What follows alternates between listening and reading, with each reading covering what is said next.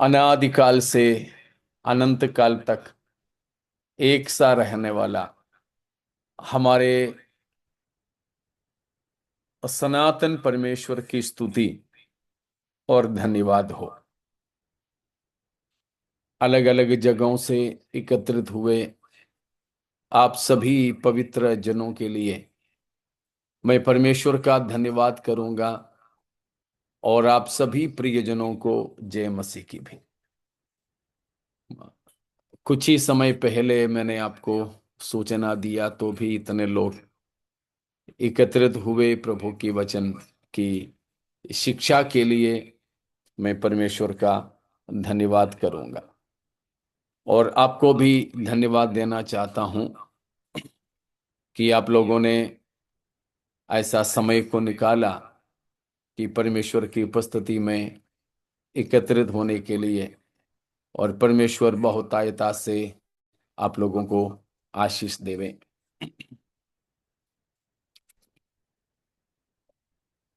परमेश्वर की महिमा और तारीफ होवे।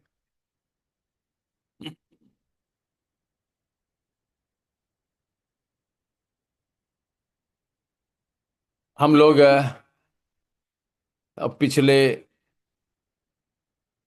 कुछ हफ्ते पहले 2-3 हफ्तों के लिए एक शिक्षा पाए थे कि वो है परमेश्वर की वचन के बारे में।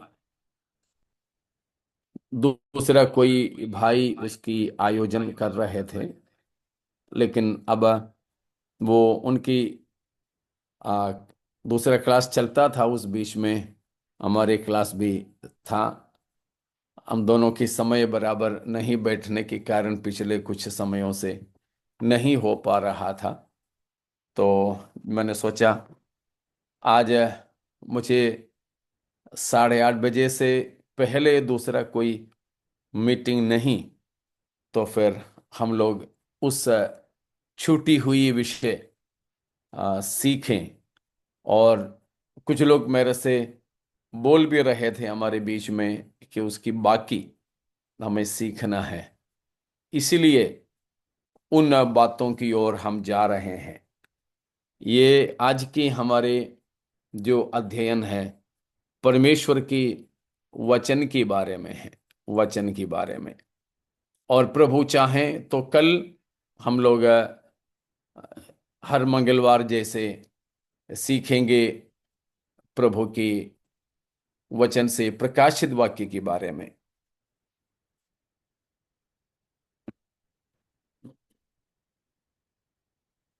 तो वचन के बारे में जो हम सीख रहे थे, आप में से कुछ लोग उस समय नहीं थे, इसलिए मैं थोड़ा सा उसका हमारे साथ आप हो लेने के लिए बताने के लिए चाहता हूं। वचन,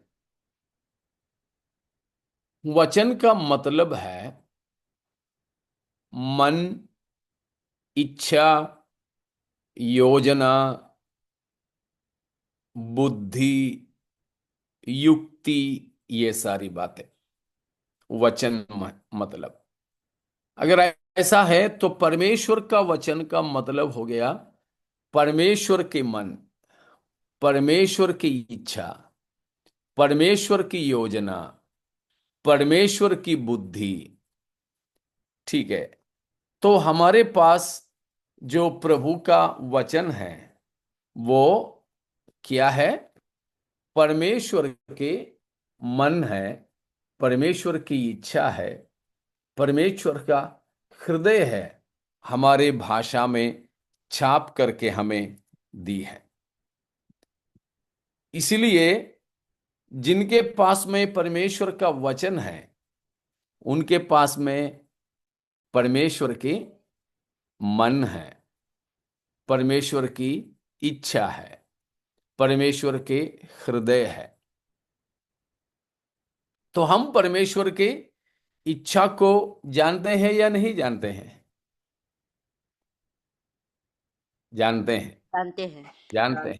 हाँ, क्योंकि वचन हम जाने, वचन अगर हम पढ़ें तो हम परमेश्वर की इच्छा को जान सकते हैं, जान सकते हैं। परमेश्वर ने अपने सारी इच्छा हमें बता दिया है।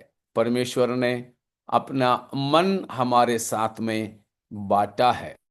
ये बहुत एक बड़ी बात है कि इतना महान और बड़ा परमेश्वर ने हमारे साथ अपना मन को बांट दिया है। हालेलुया। नहीं तो देख लीजिए, यूहन्ना 15 का 15वां वचन। यूहन्ना अब 15 का 15। अब से मैं तुम्हें दास न कहूंगा, क्योंकि दास नहीं जानता कि उसका स्वामी क्या करता है, परंतु मैंने तुम्हें मित्र कहा है, क्योंकि मैंने जो बातें अपने पिता से सुनी वे सब तुम्हें बता दी। अब से मैं तुम्हें दास नहीं कहूंगा, क्योंकि दास नहीं जानता उसकी स्वामी क्या करता है। लेकिन जो कुछ बातें मैंने अपने पिता से सुनी, वो सब कुछ मैंने तुम्हें बता दिया। इसीलिए अब मैं तुम्हें दास नहीं कहूंगा, परंतु मित्र कहूंगा। मतलब पिता से जो कुछ भी पुत्र ने जाना या सुना, वो सब कुछ हमें प्रभु ने बता दिया। और एक वचन पढ़िए, इफिसियों 1 का 9। इफिसियों 1 का 9। क्योंकि उससे अपनी इच्छा का भेद उस भले अभिप्राय के अनुसार हमें बताया, जिसे जिसे उसने अपने आप ने ठान लिया था। अपने आप में ठान लिया था, वह इच्छा का भेद परमेश्वर ने हमें बता दिया। परमेश्वर ने अपना इच्छा का भेद हमें बता दिया। तो और भी कई वचन हैं जिससे बताते हैं कि परमेश्वर अपना इच्छा हम पर प्रकट किया। परमेश्वर अपनी इच्छा हमें बता दिया। इसीलिए हम अपने परमेश्वर के मन को जानता है कि नहीं? जानते जानते, हैं। जानते हैं, जानते हैं। उसका मतलब ये नहीं कि हम परमेश्वर की सब कुछ जानते हो, नहीं। परमेश्वर में अभी भी बहुत से ऐसी चीजें हैं जो हम नहीं समझ सकते हैं, और हमको समझना जरूरी भी नहीं है। हमारे घर में पापा और मम्मी जो जो योजनाएं बनाते हैं, जो भी बातें करते हैं, वो सब कुछ बच्चों को बताएंगे? नहीं। शायद पापा मम्मी आपस में बात कर रहे होंगे, तब बच्चे जाकर के क्या है, क्या है पापा, क्या मम्मी, पूछेंगे तो बोलेंगे ये तुम्हारी बात नहीं है, तुम जा, पापा मम्मी बात कर रहे हैं ना, जाओ। हाँ, लेकिन बच्चे जब बड़े हो जाते हैं, तो फिर बच्चों को बुला के भी पापा मम्मी बातें करते हैं। एक बार की बात है, जब घर में हम लोग कुछ बात कर रहे थे, मैं और मेरी पत्नी, और हमारे बेटा बेटा को, हम लोग, मैं और पत्नी के बीच में एक सहमति हो गई। उसके बाद में प्रभु ने हमें दिया, दो बेटों में बड़ा वाले को बुला करके उससे पूछा, देखो पापा मम्मी के ऐसे ही विचार हैं, क्या है तेरे विचार? ये बड़ा ताज्जुब हो गया। बोले क्या पापा, अब मेरे से पूछ रहे हो, मेरा राय ले रहे हो? मैंने बोला हाँ, तुम्हारा राय ले रहा हूं। क्यों, ऐसे तो नहीं था पहले। तब तो तू छोटा था, अभी तो बड़ा हो गया, तो तुमसे भी पूछता हूं। अच्छा। उसको बहुत अच्छा लगा, वो बहुत खुश हो रहा था, वो बड़ा एक्साइटेड हो रहा था। तो इसी तरह जैसे जैसे हम बढ़ते जाएंगे प्रभु में, वैसे वैसे हम परमेश्वर की मन को, इच्छा को, योजना को और ज्यादा जानते जाएंगे। जब तक हम शिशु रहेंगे, जब तक हम बालक रहेंगे, तब तक परमेश्वर की गूढ़ बातों को, इच्छाओं को पूरे तौर पर समझ नहीं पाएंगे। लेकिन परमेश्वर ने अपनी इच्छा परमेश्वर की वचन में प्रकट किया है।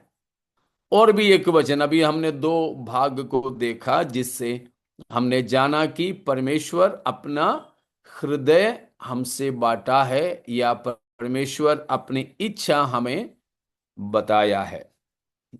और एक वचन देखिए, मीका की नबूवत 6 का 6, मीका 6 का 6।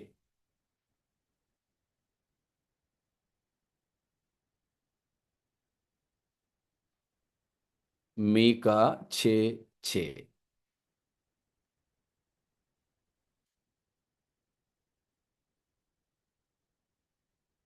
क्या मैं क्या हो लेकर यहोवा के सम्मुख आऊं और ऊपर रहने वाले परमेश्वर के सामने झुकूं? क्या मैं होमबलि के लिए एक एक वर्ष के बछड़े लेकर उसके सम्मुख आऊं? आगे पढ़िए, 8 तक पढ़िएगा। क्या यहोवा हजारों मेढ़ों से या तेल के लाखों नदियों से प्रसन्न होगा? क्या मैं अपने अपराध के प्रायश्चित में अपने पहलौठे को या अपने पाप के बदले में अपने जन्माए हुए किसी को दूं? हे मनुष्य, रुकिए सिस्टर, यहां मनुष्य की कहना है 6 और 7 में, मैं क्या लेकर परमेश्वर के सम्मुख में जाऊंगा?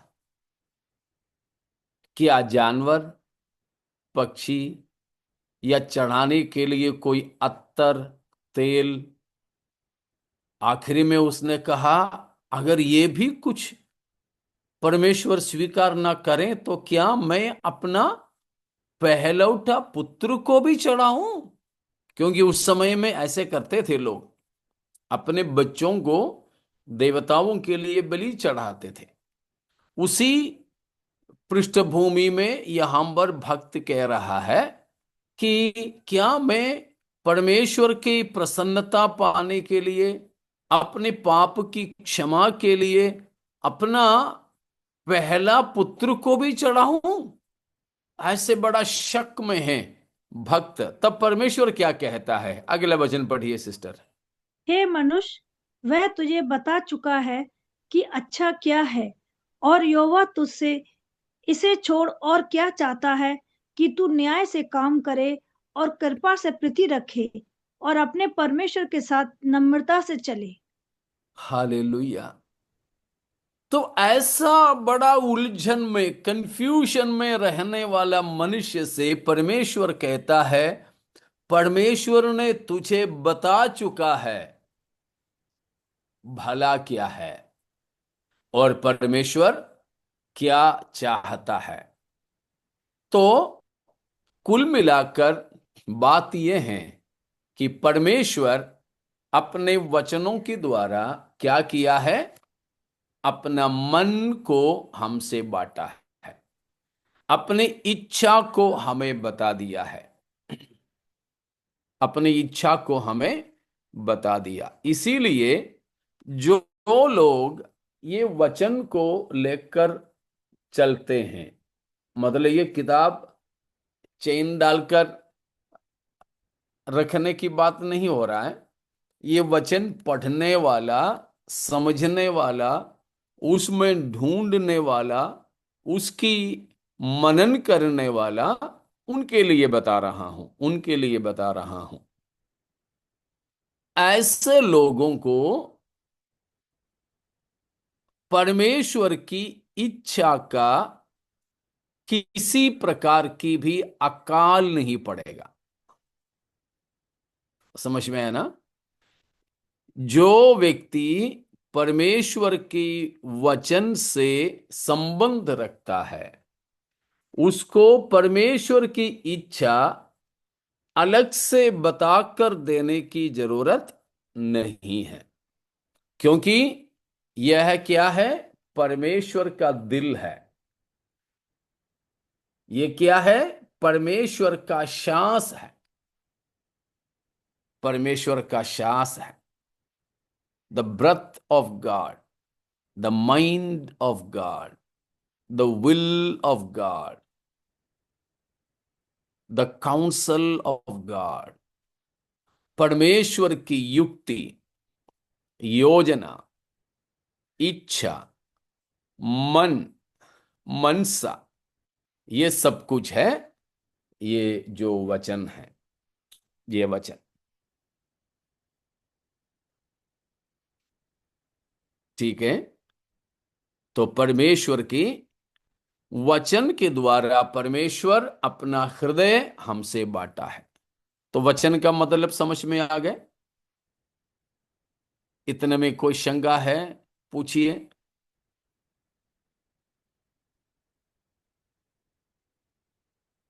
कुछ नहीं, ठीक है।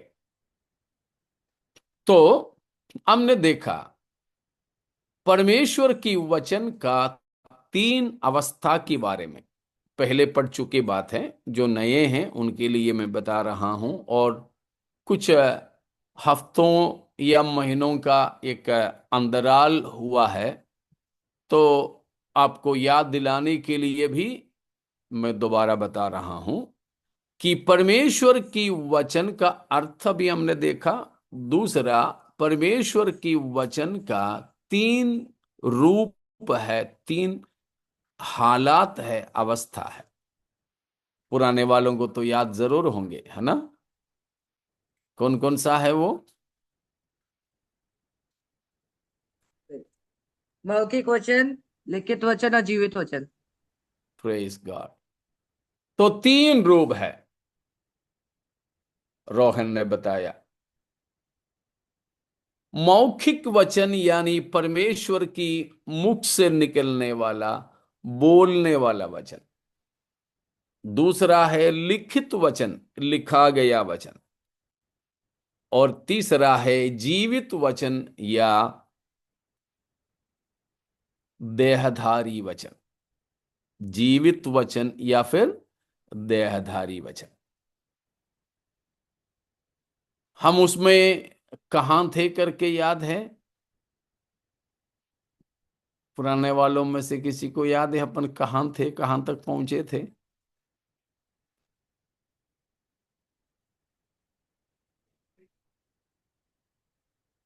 याद नहीं, किसी को भूल गए?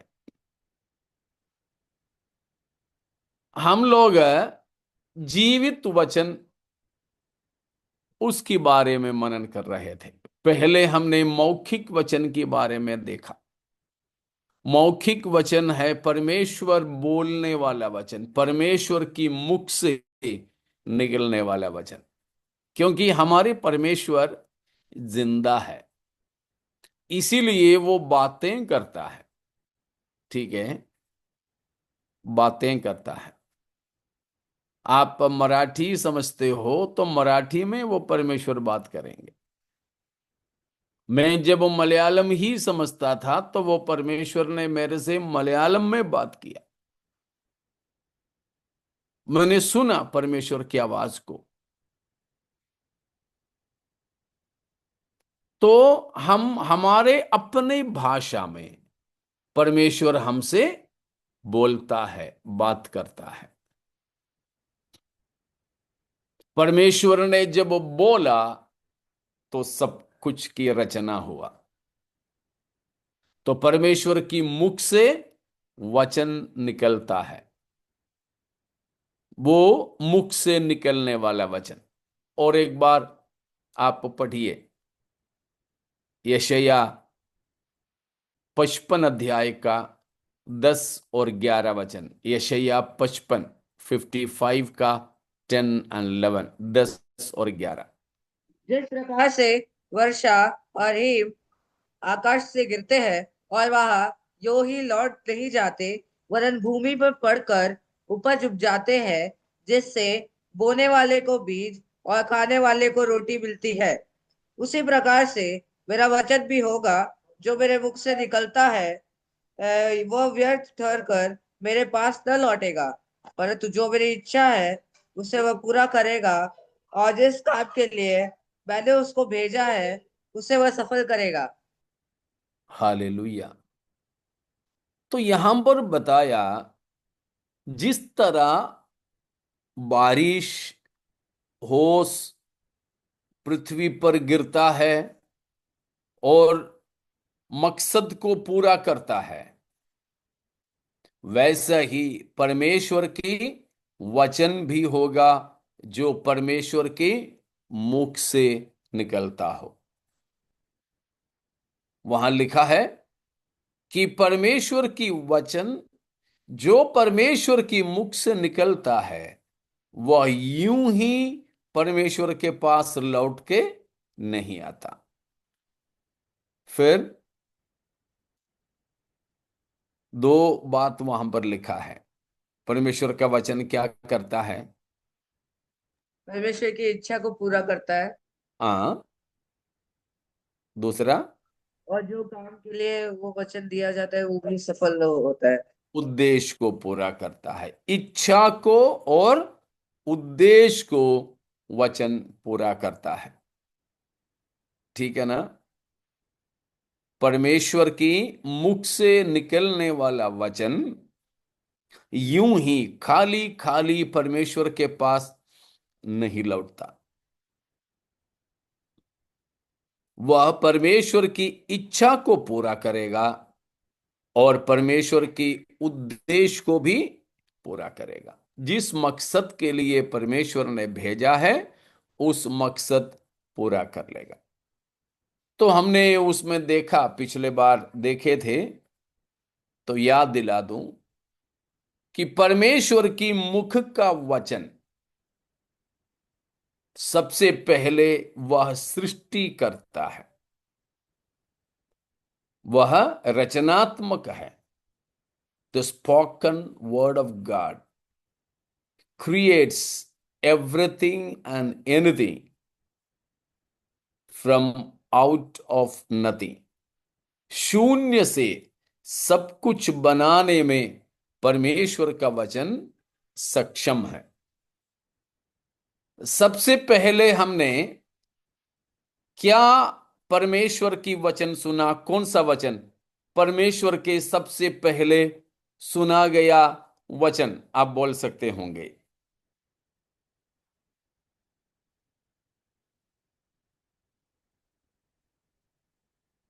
परमेश्वर का सबसे पहला वचन जो परमेश्वर ने बोला है, उजियाला हो। हाँ, उजियाला हो। परमेश्वर ने कहा उत्पत्ति 1:3 में उजियाला हो, तो उजियाला हो गया। उस समय तक घने अंधकार था, घोर अंधकार छाई हुई थी। अभी तो हमारे इधर रात है, तो पृथ्वी के उस पार में सुबह है। जैसे लोग बोलते हैं हमारे इधर में अभी रात है तो अमेरिका जैसे इलाके में दिन है, लेकिन उस समय ऐसा नहीं था। उस समय पृथ्वी के हर किसी क्षेत्र में अंधियारा छाई हुई थी। उत्पत्ति 1 का दूसरा वचन को पढ़िए, या 1 और 2 मिला के पढ़िए। आदि में परमेश्वर ने आकाश और पृथ्वी की सृष्टि की। पृथ्वी बेढोल और सुनसान पड़ी थी और गहरे जल के ऊपर अंधियारा था। तब परमेश्वर का आत्मा जल के ऊपर मंडलाता था। देखा, गहरी जल के ऊपर अंधियारा था, सब जगह सारी जगत में अंधियारा था और पानी भरा था। उस अंधियारा की जगह में था, परमेश्वर ने पहले कहा उजियाला हो, तो उजियाला हो गया। तो मैंने कई बार आप लोगों से भी पूछा, सवाल फिर से करूंगा, जब परमेश्वर ने कहा उजियाला हो तो उजियाला हो गए, तो उजियाला उजियाले को परमेश्वर सामने बुलाने तक ये उजियाला कहाँ थे? परमेश्वर के अंदर था, सीमित है जो। परमेश्वर के अंदर था। और कुछ?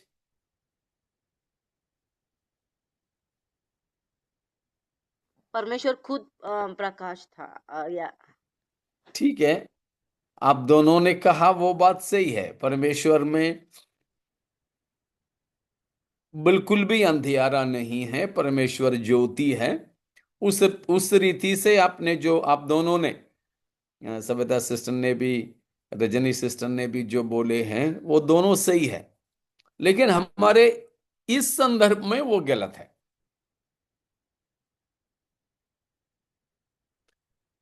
परमेश्वर के अंदर वाला उजियाला तो नहीं आया है बाहर। परमेश्वर ने उजाला को बनाया। उस समय परमेश्वर ने उजियाला को बनाया, मतलब परमेश्वर उजियाला को अस्तित्व में बुला लाने से पहले उजियाला नहीं नहीं, था। नहीं था। उजियाला नहीं था। तो शून्य से परमेश्वर ने उजियाला को बुलाया। हम लोग गाना भी तो गाते हैं ना, शून्य से लेके तूने मुझे रच लिया अपने ही रूप में। हाँ, शून्य से परमेश्वर ने ये सारे वस्तुओं को शून्य से बनाया है, शून्य से बनाया। तो हम लोगों ने सीखे थे उस समय रोमियो 4 अध्याय में जो पौलुस प्रेरित ने इब्राहिम के विषय में बताया हुआ एक बात, और एक दफे उसको देखिए,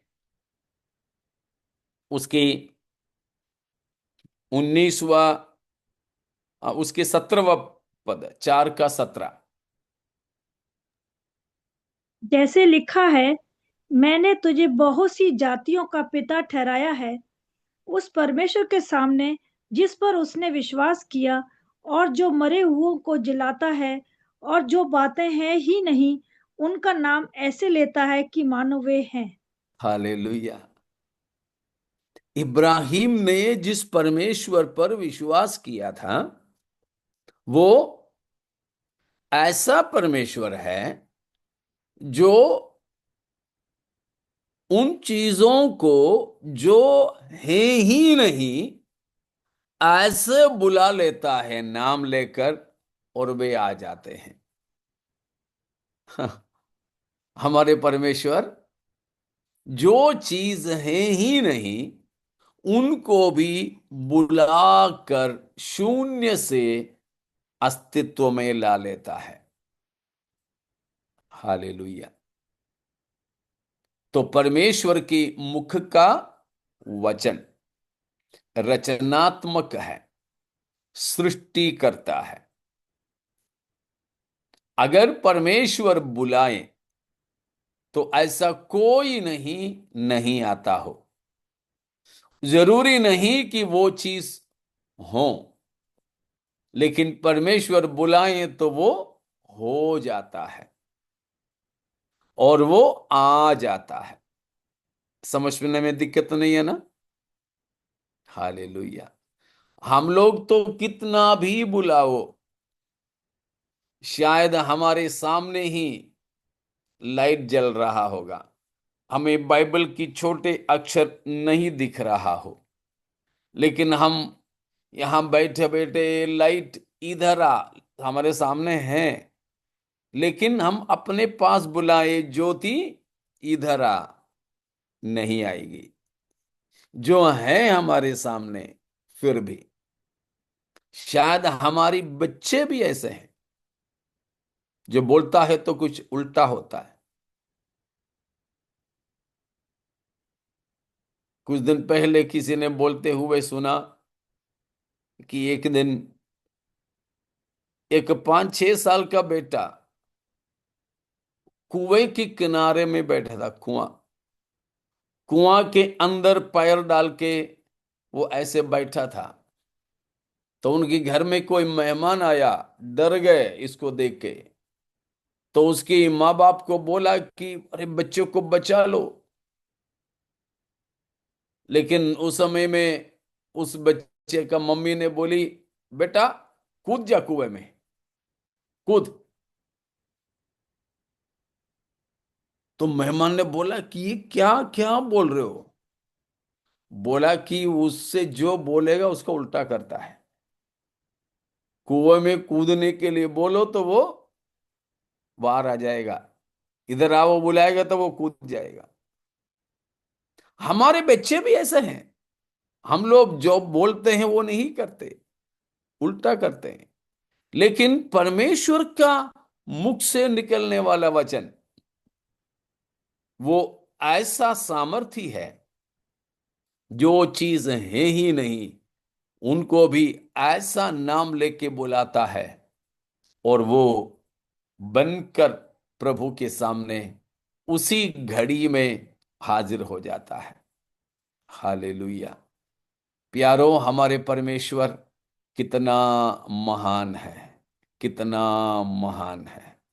हालेलुया। इसीलिए हैं वो जो रोमियों के सरदार ने, रोमी सिपाहियों का सरदार ने प्रभु यीशु को अपने घर बुलाया था उसकी दास को चंगा करने के लिए।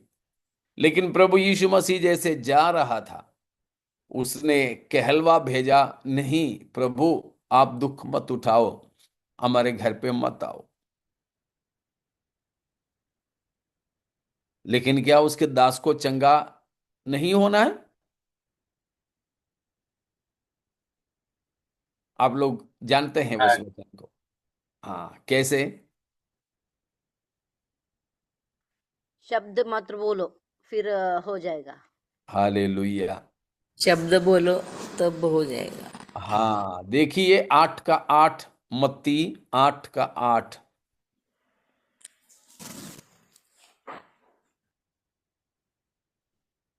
सूबेदार ने उत्तर दिया, हे प्रभु, मैं इस योग्य नहीं कि तू मेरी छत तले आए, पर तू केवल मुख से कह दे तो मेरा सेवक चंगा हो जाएगा।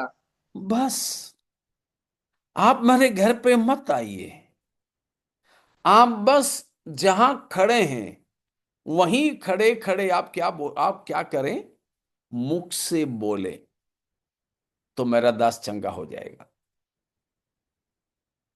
वो प्रभु का वो अधिकार, हमारे प्रभु का वो सामर्थ, याद कीजिए हमारे परमेश्वर कितना सामर्थी है। हमारे प्रभु के मौखिक वचन में कितना सामर्थ है, शक्ति है, अधिकार है। ऐसा अधिकार और किसी के शब्दों में नहीं है और किसी की बातों में नहीं है। Praise God. वो सरदार आगे भी क्या बोलता है? क्योंकि मैं भी पराधीन मनुष्य हूँ और सिपाही मेरे अधीन हैं। जब मैं एक से कहता हूँ जा तो वह जाता है, और दूसरे से आ तो वह आता है, और जब अपने दास से कहता हूँ यह कर तो वह करता है। हालेलुया। बोलता है मैं भी पराधीन मनुष्य हूं, मेरे भी अधिकार के नीचे लोग हैं, सिपाही लोग हैं। तो एक से मैं कहूंगा आ तो वो आ जाता है, जा तो वो चला जाता है, यह कर तो वो कर लेता है। वो मनुष्य का कहना है, मैं सिपाहियों का कुछ दल का एक अधिकारी हूं। सेंचुरियन करके हैं, सेंचुरियन का मतलब है 100 सिपाहियों के ऊपर अधिकारी, उनके नीचे 100 लोग हैं, 100 सिपाहियां हैं। तो 100 सिपाहियों के ऊपर ही अधिकार, रिटायर होने तक की उसको अधिकार है, या मरने तक। कुछ ऐसा कुछ ही दिन के लिए अधिकार प्राप्त में मेरे ही समान मनुष्यों को आओ जाओ करो बोलता हूं तो वे लोग ये बात को मानते हैं। मैंने फौजियों के बीच में सेवा किया हूं।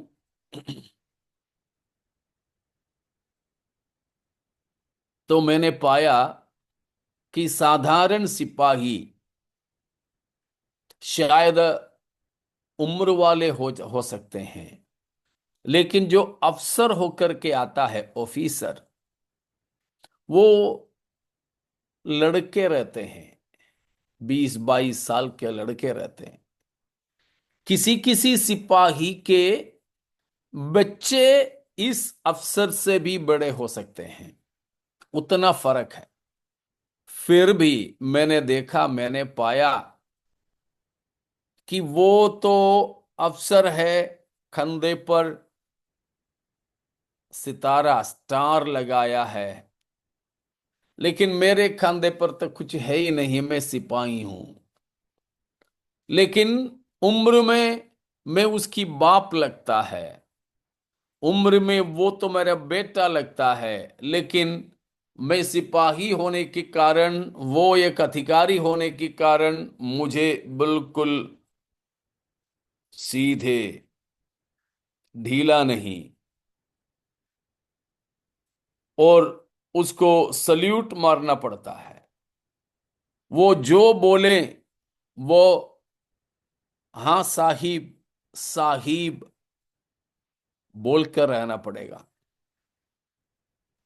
देखो, अधिकार, यहां ये सरदार भी वही बोला, मैं भी पराधीन मनुष्य हूं, मेरे हाथ के नीचे अधिकारी सिपाहियां हैं। अगर ये छोटा सा अधिकार रखकर भी मेरी बात वे मानते हैं, तो ए प्रभु, आप तो सृष्टि करता है, आपकी कहना कौन नहीं मानेगा। हालेलुया। प्यारों, हमारे परमेश्वर की मुख से निकलने वाले वचन वो बहुत ही सामर्थी है। तो हमने सीख चुका ये बात कि हमारे परमेश्वर का वचन यदि हमारे लिए अपने मुख से निकले, प्यारो, हमारी भी जिंदगी की सुनसानियत भर जाएगा। प्रभु जो बुलाए वो आ जाता है, वो आ जाता है। इतना समझ में आ गया ना? इतने में कोई शक है?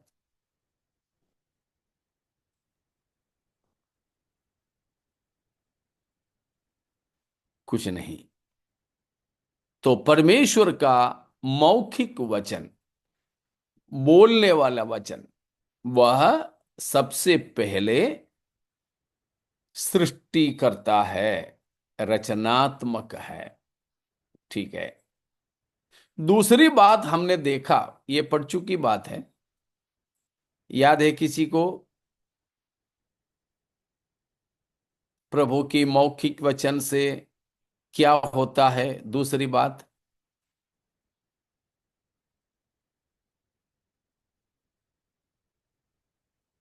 पूरे पूरे भूल भूल गए सब लोग।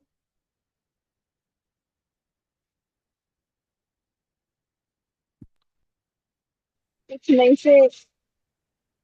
से परमेश्वर रम अपने शब्दों से कुछ बना सकता रमान का वही तो अभी बोला, अभी तात्पर्य तो अभी सीखा हमने। आशीष ने क्या बोले? रमेश बिना अपना काम कर ही नहीं लौटे। से उत्पन्न करते हैं परमेश्वर। क्या सागर? रोमन जहाँ पर कुछ नहीं है वहां पर उत्पन्न करते हैं परमेश्वर। या वही अभी हमने सीखा है, हाँ, जो कुछ नहीं है, शून्य से परमेश्वर सब कुछ को बना देता है। वही हमने अभी तक बोला, रचनात्मक है, सृष्टि करता है, शून्य से creates anything out of nothing. वही हमने अभी तक सीखा है। दूसरी बात मैं पूछ रहा था,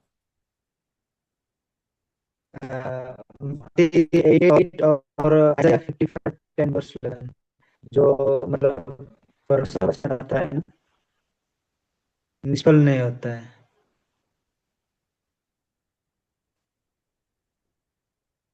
दूसरी बात है रिक्रिएशन।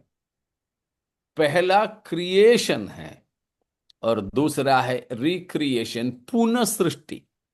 जो बिगड़ी हुई बात है उसको बनाना या सुधारना, बिगड़ी बात को बनाना। पहला कुछ नहीं है, उसको शून्य से, सुनसानियत से, कुछ नहीं से कुछ भी बनाना। और दूसरा है रिक्रिएशन, पुनः सृष्टि करना, पुनः सृष्टि।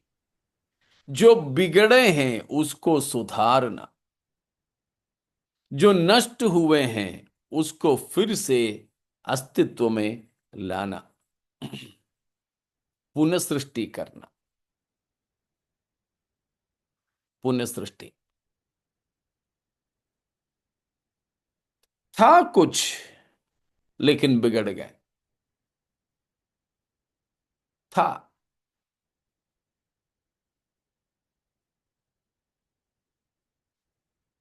तो परमेश्वर ने सबसे पहले आकाश और पृथ्वी को अपना वचन से बनाया था। देखिए दूसरा पत्रस 3:5, दूसरा पत्रस 3:5।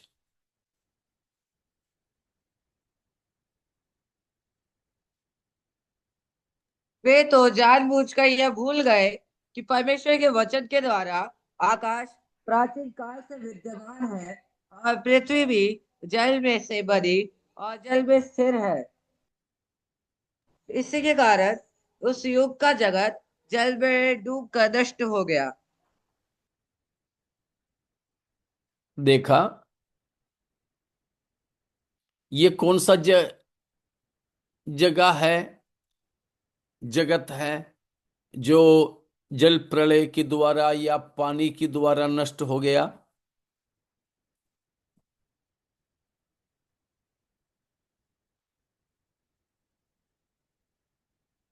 कौन सा जगत है? नूह के टाइम का जगत है। नहीं। पहला। की सृष्टि के से पहले का जगत। हाँ, अक्सर हम लोग सोचते हैं कि ये नूह की समय का है। नहीं, क्योंकि नूह के समय के जल प्रलय के बाद परमेश्वर को एक पुनः सृष्टि करने की जरूरत पड़ी? नहीं नहीं। नहीं, पुनः सृष्टि की जरूरत नहीं पड़ा। मतलब नूह की जमाने के प्रलय के द्वारा परमेश्वर ने सारे सृष्टि को नाश नहीं किया था। मनुष्य बचे थे, यस। जंगल की और जमीन के सारे जीव जंतु बचे थे, बचे थे। तो ये नूह की समय की जल प्रलय नहीं जिसमें डूब करके उस समय की पृथ्वी नाश हो गई, पेड़ पौधे सब बच गए थे, पत्ते वत्ते सब तो गिर गए थे, लेकिन बाढ़ खत्म होने के बाद वही सब फिर उगने लगे, तो दुनिया वही थी। लेकिन ये वो दुनिया है जो उत्पत्ति 1:2 में हम पढ़े। ओके। उत्पत्ति 1:1 में लिखा था कि आदि में परमेश्वर ने आकाश और पृथ्वी की सृष्टि की। लेकिन दूसरा वचन में हमने पढ़े थे पृथ्वी, बेडौल और सुनसान थी। हाँ, बेडोल और सुनसान पड़ी थी। और गहरे गहरे जल में के हाँ, ऊपर अंधेरा था। हाँ, गहरा जल था, गहरा जल के ऊपर अंधियारा था। तथा तो परमेश्वर ये जल की बारे में है, ये प्रलय की बारे में है। दूसरा पत्रस 3:5 में जो बताया। तो परमेश्वर ने पहले उत्पत्ति 1:1 में सृष्टि किया था, प्रभु का वचन, मुख की वचन से सृष्टि किया था। लेकिन उसके बाद जब ये नष्ट हो गया तो परमेश्वर की वचन उसी सुनसान और बेडोल पड़ी पृथ्वी की पुनर्निर्माण करके अभी की स्थिति में दुनिया को लाया है। तो पुनः सृष्टि करने में भी प्रभु के मुख का वचन काफी है। सृष्टि हो या पुनः सृष्टि, क्रिएशन या रिक्रिएशन। ठीक है, इतना साफ है ना? कोई सवाल? नहीं। ठीक है, तो तीसरी बात, ये परमेश्वर की मुख का वचन क्या करता है? अभी हमने पढ़े वचनों से ही हम सीख सकते हैं कि परमेश्वर की वचन न्याय करता है। इट ब्रिंग्स जजमेंट, न्याय करता है। न्याय करने के लिए भी प्रभु का ही वचन, मुख की वचन का इस्तेमाल करता है। ठीक है, फिर से एक बार हम उसी वचन को पढ़ेंगे, दूसरा पत्रस 3:5। वे तो जानबूझकर यह भूल गए कि परमेश्वर के वचन के द्वारा आकाश प्राचीन काल से विद्यमान है और पृथ्वी भी जल में से भरी और जल में स्थिर है। हाँ, आगे। इसी के कारण उस युग का जगत जल में डूबकर नष्ट हो गया। इसी के कारण, किसी के कारण? परमेश्वर के न्याय के कारण। नहीं, वो न्याय हो गया, वो किसके कारण हुआ?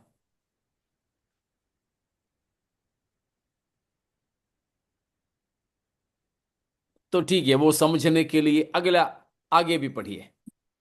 वह वर्तमान काल के आकाश और पृथ्वी उसी वचन के द्वारा द्वारा इसलिए रखे गए हैं कि जलाए जाए, और ये भक्तिहीन मनुष्यों के न्याय और नष्ट होने के दिन तक ऐसे ही रखे रहेंगे। कुछ समझ में आए?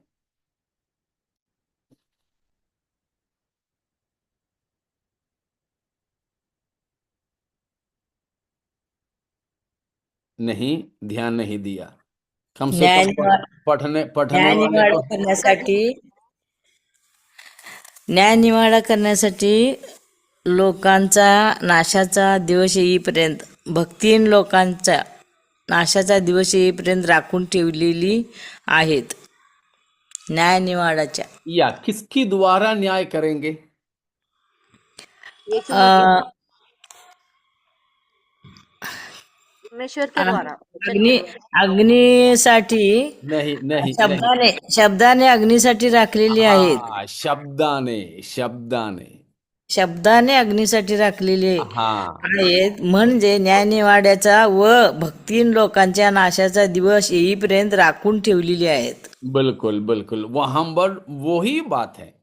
देखो 5वां पद में परमेश्वर ने कैसे सृष्टि किया आकाश और पृथ्वी की? शब्द वचन से। मात्र द्वारा, शब्द शब्द के द्वारा। उड़िया में कैसे बोलते हैं? शब्द, वचन, शब्द, शब्द ही बोल। वाक्य द्वारा, नहीं, वाक्य वाक्य द्वारा। द्वारा, ठीक है, यस। वाक्य द्वारा। तो वाक्य द्वारा शब्द द्वारा, वचन द्वारा परमेश्वर ने सब कुछ को बनाया। उसके बाद में हम छठवां आयत में पढ़ते हैं कि उस समय का जो पृथ्वी है उसी के द्वारा, वो उसी मतलब उसी शब्द के द्वारा, जिस शब्द के द्वारा बनाया गया था, उसी शब्द, उसी वाक्य, उसी वचन के द्वारा नाश भी किया गया। अब उसका अगला वचन में, 7वां वचन में भी ये लिखा है, इसी शब्द के द्वारा वर्तमान आकाश मंडल तथा पृथ्वी अग्नि के लिए रखे गए हैं तथा न्याय के दिन भर, ऐसे आगे बढ़ाया है। देखा, इन तीनों, दूसरा पत्रस 3 का 5 में, 6 में और 7 में, तीनों में हम क्या देखते हैं? शब्द या परमेश्वर की मुख की वचन का कार्य। उसमें 5वां पद में मुख का वचन सृष्टि भी किया, पुनः सृष्टि भी किया। और 6वां पद में हमने पाया कि उसी वचन पृथ्वी की विनाश का कारण हो गया। अब 7वां आयत में लिखा है, अभी हम लोग रहने वाले ये जो पृथ्वी है, ये दुनिया, उसी वचन के द्वारा जलाने के लिए है, आग के लिए है, न्याय के लिए है। तो परमेश्वर का वचन का जो मुख से निकलता है, 3 कार्यों को देखा। पहला कार्य सृष्टि करना, दूसरा कार्य पुनः सृष्टि करना, तीसरा कार्य न्याय करना या फिर विनाशकारी कार्य करना। विनाशकारी, डिस्ट्रक्टिव। प्रभु की मुख का वचन से जो बोले वो हो जाता है। प्रभु यीशु मसीह भी जब जगत में था, मसीह के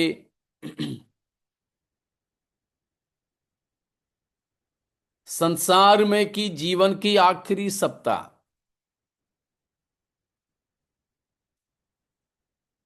भूखा था और अंजीर की पेड़ पर देखा, फल नहीं मिला, तो प्रभु ने कहा तू सूख जाए, तेरे से कोई फल ना खाए। अभी क्या हो गया?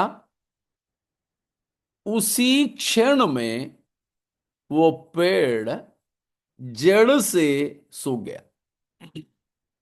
जड़ से सूख गया। ऐसा नहीं कि पत्ते पत्ते मुरझाए गए हो, नहीं, जड़ से सूख गया।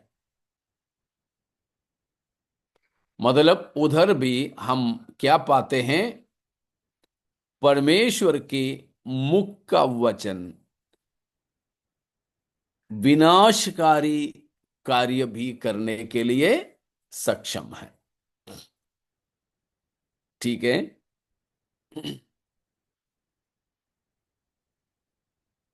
रोमियो की पत्री, सॉरी, मत्ती की सुसमाचार से आपको एक भयानक आवाज में सुनाता हूं। 25 अध्याय, 25 अध्याय, उसकी 41वां वचन, मत्ती 25:41, 25:41। तब वह और बालों से कहेगा, हे शापित लोगों, मेरे सामने से उस अनंत आग में चले जाओ जो शैतान और उसके दूतों के लिए तैयार की गई है। देखा, प्रभु यीशु मसीह की सिंहासन से गूंजने वाली आवाज है। तब वो बाएं वालों से कह देगा, क्या कहेगा? हे श्रापित लोगों, मेरे सामने से चले जाओ। कहां? शैतान और उसकी दूतों के लिए तैयार किया गया आनंद आग में। जरा सोच लो, बड़ा प्यार से बोलने वाला वचन होगा? नहीं, बड़ा क्रोधित होकर के, तुरहियों की सी आवाज में, बादल फटने की जैसे ध्वनि में प्रभु उस समय बोलेंगे। प्रभु उस समय बोलेंगे। अभी तो हमारे लिए हमारे प्रभु की वाणी बहुत मीठा लगता है, और भी हम बोलते रहते हैं, और बोल दे प्रभु, और बोल दे प्रभु, और सुनना चाहते हैं। लेकिन ये आवाज ऐसे नहीं, बड़े गंभीरता के साथ सुनने वालों के अंदर भय उत्पन्न होगा।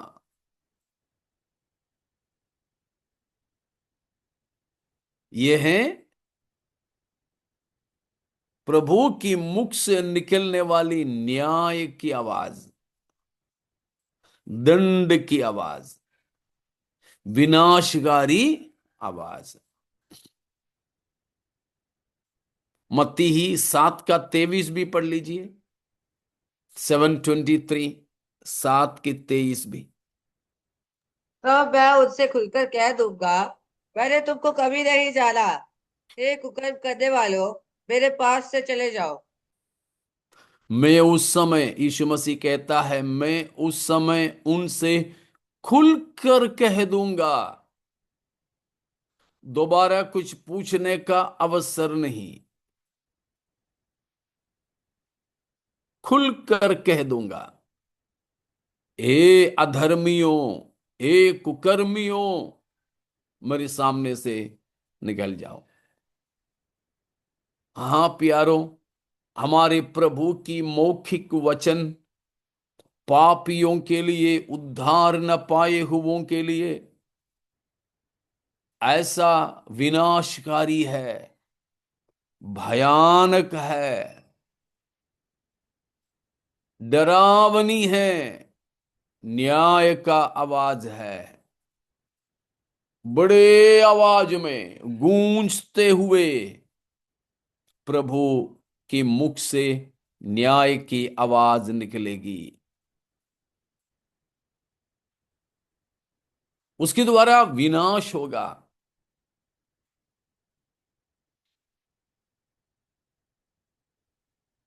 देखो, उसी बात को और थोड़ा मैं आपके सामने वचन से साबित करूं। दूसरा थिस्सलुनीकियों, दूसरा अध्याय,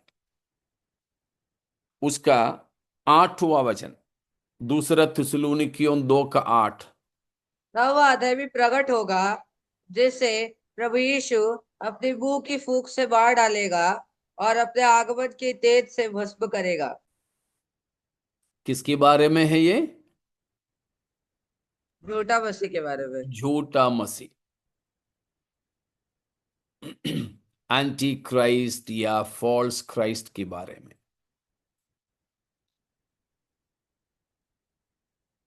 झूठा मसीह आएगा, वो काम करेगा।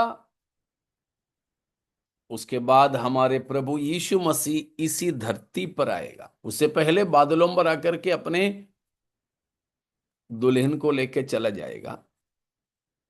बाद में मसीह इसी पृथ्वी पर आएगा, उस समय की बात है। झूठा मसीह को प्रभु कैसे हराएगा? Atomic bomb?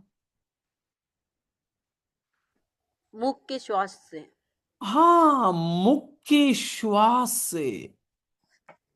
ये मुख का श्वास का मतलब क्या यीशु मसीह फूंकेंगे उफ करके? नहीं, ये मुख का श्वास का मतलब है प्रभु की मुख से निकलने वाला अग्नि। वचन। वचन। हाँ, वाणी, शब्द, वाक्य। प्रकाशित वाक्य में देखिए, पहला अध्याय, उसकी 16वां वचन। प्रकाशित वाक्य 1 का 16। वह अपने दाहिने हाथ में 7 तारे लिए हुए था और उसके मुख से तेज दोधारी तलवार निकलती थी। उसका मुंह ऐसा प्रज्वलित था बस बस बस जैसा बस सूर्य। बस बस। प्रभु यीशु मसीह की मुख से दोधारी तलवार निकलती थी। क्या है ये दोधारी तलवार? वचन। प्रभु की मुख से निकलने वाला वचन है। 19 अध्याय का, प्रकाशित वाक्य 19 अध्याय का 21वां वचन को पढ़िए। 19 का 21, 1921। शेष लोग उस घोड़े के सवार की तलवार से जो उसके मुंह से निकलती थी मार डाले गए और सब पक्षी उसके बाद से तृप्त हो गए। हमने दूसरा थिस्सलुनी का 2:8 में पढ़े बात यहां प्रकाशित वाक्य 19 की 21वां वचन में पूरा हो रहा है। समझ पा रहे हो ना? मिला पा रहे हो? दूसरा थिस्सलुनी 2 के 8 में पौलुस ने भविष्यवाणी के तौर पर बताया। वह प्रकाशित वाक्य 19 की 21 में यूहन्ना ने साक्षात घटते हुए देखा।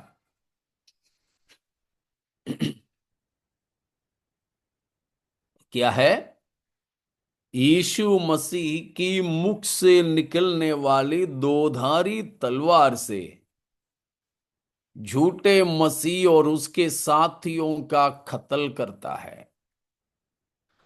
बस प्रभु को और कोई खर्चा नहीं है, मुंह से बोलना है।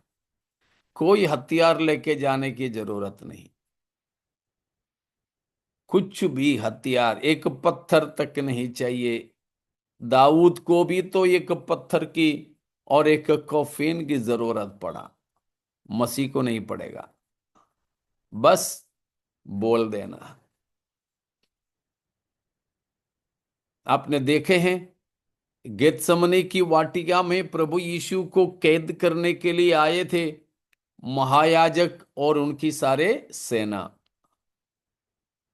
यीशु मसीह ने पूछा, तुम किसको ढूंढते हो? उन लोगों ने बोला, यीशु नासरी को। तो मसीह ने कहा, वो मैं हूं। मैं हूं बोलते ही सारे सिपाही लोग हाथ में दिया लिए हुए पीठ के बल गिर पड़े। मसीह ने गिर जाओ करके बोला क्या? नहीं, बस इतना बोला, मैं हूं। तो प्रभु की मुख से निकलने वाली वचन की सामर्थ्य को जरा देखिए। कोई भी शत्रु उस वचन के सामने टिक नहीं सकते। कोई भी राजा महाराजा प्रभु के उस वचन की सामना नहीं कर सकेंगे। उतना वजनदार, उतना सामर्थी, उतना अधिकार रखने वाला वचन है हमारे प्रभु का वचन। हालेलुया। वही वचन प्यारों हमारे लिए भी है, हमारे लिए भी है। इतनी बातें समझ में आ गए? कोई सवाल है तो आप पूछ सकते हैं इतने में से।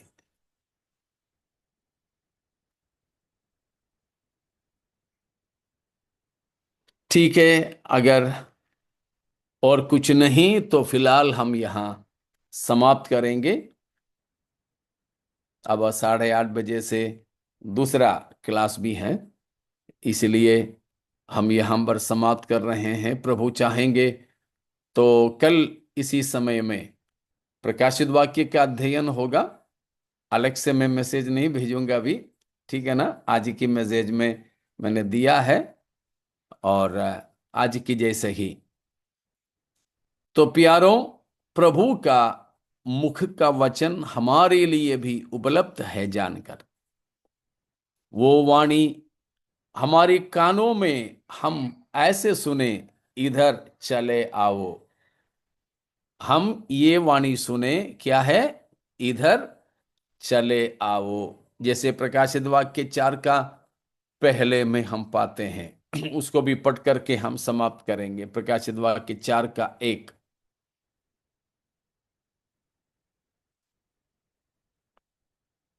इसके बाद इन बातों के बाद जो मैंने दृष्टि की, तो क्या देखता हूँ कि स्वर्ग में एक द्वार खुला हुआ है, और जिसको मैंने पहले तुरी के से शब्द से अपने साथ बातें करते सुना था, वही कहता है, यहाँ ऊपर आ जा, और मैं वे बातें तुझे दिखाऊंगा बस बस जिनका बस इन बातों के बाद बस। पूरा होना अवश्य है।